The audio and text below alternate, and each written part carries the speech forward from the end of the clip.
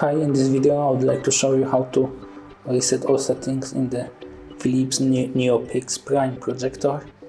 First thing you need to do, you need to press the button with the home image on the remote.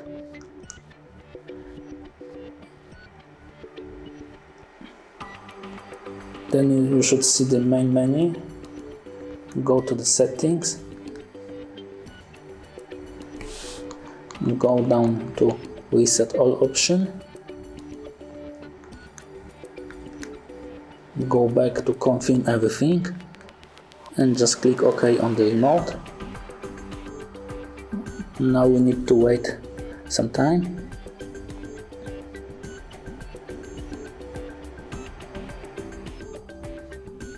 And projector automatically turns off. Now turn it on.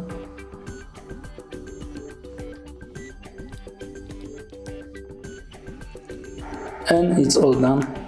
All the settings on the Philips NeoPix Prime projector are back to its defaults.